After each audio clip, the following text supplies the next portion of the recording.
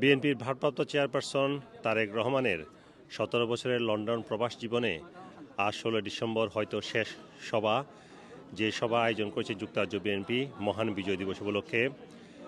City pavilion, যেটি পূর্ব লন্ডনের একটি বড় হল, সেখানেই অনুষ্ঠিত হচ্ছে এবং হাজার হাজার নেতাকর্মী এই সিটি প্যাভিলিয়নে এসেছেন। এই মুহূর্তে তারেক রহমান এখনও এসে পৌঁছাননি, তিনি হয়তো অল্প কিছুক্ষণের মধ্যে এসে পৌঁছাবেন।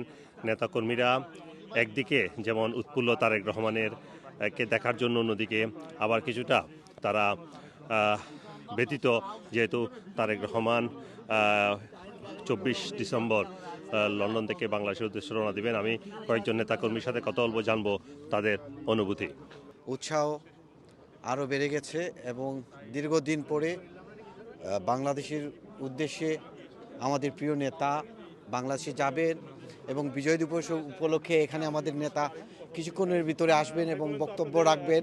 সারা বাংলাদেশের মানুষ যার বক্তব্য শোনার জন্য অধীর আগ্রহে বসে আছে। ইনশাল্লাহ আমাদের নেতা বাংলাদেশে যাবেন এবং বাংলাদেশের যে গণতন্ত্রের জন্য দীর্ঘদিন ধরে বাংলার মানুষ যুদ্ধ করে যাচ্ছে, সেই মানুষের আশা আকাঙ্ক্ষা ইনশাল্লাহ অচিরেই পূর্ণ হবে। ধন্যবাদ। আজকে আশা ইনশাল্লাহ আমরা ভবিষ্যতের পথ প্রদর্শক হিসেবে দেখব। কাল আমাদের নেতা আমাদের বলবে যে ভবিষ্যতে আমরা কি করব, কিভাবে দেশ পরিচালনা করবে, আমাদের নেতা পথ প্রদর্শক হিসেবে আজকে আসবে, এটাই বলবো। ধন্যবাদ।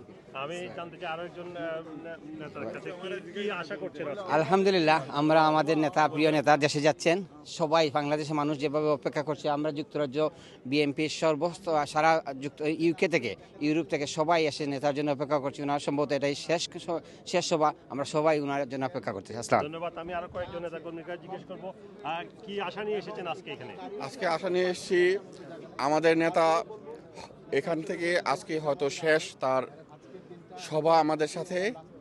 উনি এমন কিছু আমাদেরকে বলবেন যেটার উপর ভিত্তি করে আমরা যখন দেশে ফিরে যাব, আমরা একটা নিরাপদ দেশ পাব। আমরা আমাদের দেশের আইনশৃঙ্খলা পরিস্থিতি উনি যাওয়ার পর অবশ্যই ঠিক হয়ে যাবে এবং আমাদেরও ওনার কাছে কিছু বলার আছে। আমরা যদি সেই সুযোগ পাই, আমরা তাকে সেটা বলবো। ধন্যবাদ। দলীয় নেতাকর্মীরা সকলের আশা ভবিষ্যৎ দিক নির্দেশনা দিবেন এবং আমরা এই মুহূর্তে দেখতে পাচ্ছি তারেক রহমানের কে বহনকারী গাড়ি সিটি প্যাভিলিয়নে প্রবেশ করেছে এবং আমরা দেখতে পাচ্ছি তারেক এই যে সর্বশেষ সমাবেশ, সেজন্য তারেক রহমানের গাড়ি প্রবেশ করেছে এখানে সিটি প্যাভিলিয়নে।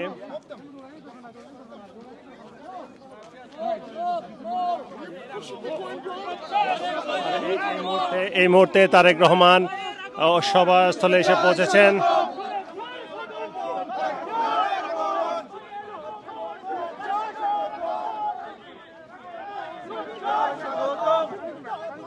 প্রায় ১৭ বছরের লন্ডনের নির্বাসিত জীবনের শেষ সমাবেশ করলেন তারেক রহমান।